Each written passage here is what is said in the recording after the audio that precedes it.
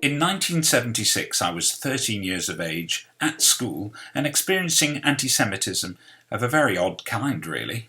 "You killed Jesus" was the sort of thing I'd hear in the playground, whilst perhaps someone was behind me chalking in a swastika onto the moleskin jacket that my father had created for me. So obviously it hurt. Attacks like that would any 13-year-old.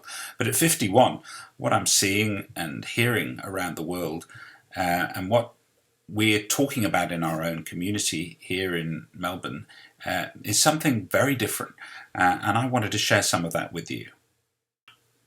In January 2015, shocking scenes in Paris. We see a man walk into a supermarket and shoot 4 Jews, whose only crime it was to be in a kosher supermarket at that time. The families outside stood in horror and watched events unfold.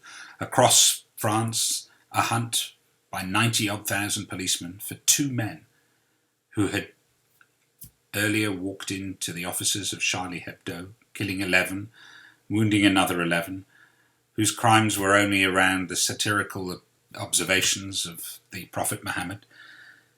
And so Jews suffered, journalists suffered. There were many who thought this was an act against the freedoms of speech. Leaders from across the world came together, including Netanyahu, and in some sort of strange opinion to protect the rights of Charlie to express themselves.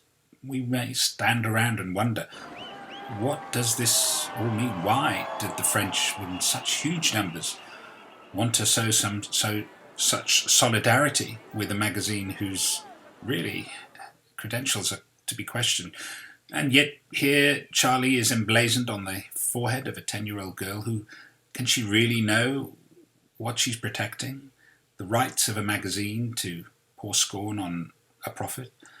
And how these Jews have paid such a price, and if indeed that was the price they were paying, they will never know. Is this the result of anti-Semitism or of anti-Zionism? We need to kill them. We need to kill them. But is that really the answer? We can't spend our lives being chased around cities, worrying for our lives, no more than we can insult each other. But there's a difference between insulting the honor of the Messenger Muhammad sallallahu alaihi wasallam. For example, what this particular magazine did was portray him naked. And they portrayed him in different images and like you know that, what? which is You're going clearly to have to get insulting. over it. I'm a Catholic, and there was a picture, an artist in the Brooklyn Museum, elephant dung on the Virgin Mary. I didn't like it, but I didn't go in and shoot the people in the museum. Yeah, but that's your way of life, though. But you're saying this is, you're saying, Islam, this is not allowed. I'm running out of time. You're saying this is true Islam, and you're also, on the other hand, you say this is a peaceful religion. Can scenes like these be the result of freedoms of speech and tolerance? The tearing of a flag can only lead to war. Surely, freedom of speech needs to be expressed in a new and in different way. We need to enjoy what we have in our synagogues and our mosques. The Jews and the Palestinians alike want to live in peace. And now, the moment somebody says, yes, I believe in free speech, but I stop listening. The point about it is the moment you limit free speech, it's not free speech. The point about it is that it's free. Are these expressions of freedom of speech really necessary? Netanyahu with the blood of Palestinians on his trowel, more Jewish humour, really? Let me tell you that I'm going to speak to you tonight from my heart, and for whatever I say, there is no power on this earth will make me apologize or withdraw. I make that point on the subject of freedom of speech because the last speech I gave from these steps, in which I criticized the state of Israel, Zionism, and its murderous rampage in Gaza, I was questioned under caution by the West Yorkshire Police. So are we protecting George Galloway's right to speak? Of these men's right to say what they wish to say? They offended our Prophet Muhammad. That's what we didn't like. This is why we asked Muslims to come, so we can explain this to them. But the state refused. That's why we're angry. Demonstrators also set fire to 2 churches in the capital. It's the second day of protests that left 5 people dead on Friday, when other churches were burned and Christian homes looted. Protesters burned the French flag, and France's embassy here is warning its citizens not to go out into the streets. Anti-Semitism in France is not new. In 2012, 3 lives were lost in shootings in dreadful circumstances. Brussels, more shootings, more death. Europe is not alone. America is suffering. America's begun to suffer. More acts of anti-Semitism is seen as synagogues. I'm a Jew. The head of Hezbollah has said that he hopes that we will gather in Israel so he doesn't have to hunt us down globally. For it or against it? For it. Words of a young Muslim woman.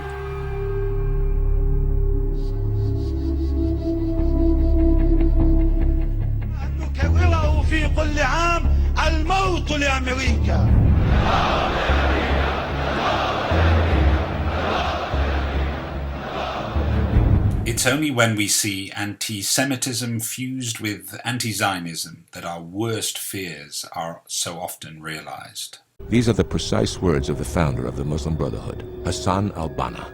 In 1948, he said this: "If the Jewish state becomes a fact, the Arabs will drive the Jews who live in their midst into the sea." Hassan al-Banna was a supporter of Hitler. The Muslim Brotherhood translated Mein Kampf into Arabic in the 1930s. The Brotherhood is the creator of both Hamas and the Muslim Students Association, which are leaders of the campaign to destroy the Jewish state. The Muslims in America are possibly 5 or 10 years behind in terms of the struggle that they're engaging in. What Chowdhury is implying is that how radicalization evolves here in Britain and in Europe will in some part be a model for what the United States can expect. Here, terrorism officials say they're tracking about 30 serious terror plots. And who will speak for Muslim Australia to protect their way of life and ensure that the freedoms of speech does not affect how they live and what they stand for? You know, in order for me to be connected to the values here of Australia, the Australian government needs to stop picking on the Muslims here. If they're going to leave their troops in Iraq, for example, or if they're going to leave in Palestine, or if they're going to leave the Israel or in Afghanistan, if they're going to not do anything about this, what's happening to the Muslims, then something's going to happen here. The Muslim community here in Australia number almost 500,000. Almost everyone wanting to live a peaceful and enjoyable life and to enjoy their faith too. There may be those that would say otherwise or wish otherwise, but we need to support their freedom to be here. As Jews, we have enjoyed a magnificent life, and yet the words that are being daubed on our stations and bus stops and around the city, these aren't expressions of freedom or freedom of speech and should not be protected or tolerated by anyone. It must be understood that that is not what it was intended to protect, because it can lead to the worst of behaviour. Jews should be free, as should Muslims, to walk down the streets and enjoy their own foods in their own schools without fear of persecution. And so I am speaking as Newt, a Jew, on Australia Day 2015, in a country which proudly flies a virtual flag of egalitarianism and freedom of speech, a country where I can still practice Jewish culture alongside those of Muslim and Christian faith. And yet, what I see and hear is that the world at large cannot safely provide a land where cultures can exist together without acts of persecution and even murder, pushing our cultures further apart. It's no wonder that so many Jews have fought to hold on to such a small piece of land called Israel, and why so many Jews around the world only truly feel free of anti-Semitism when they step onto the soil of their spiritual home. Am Yisrael Chai.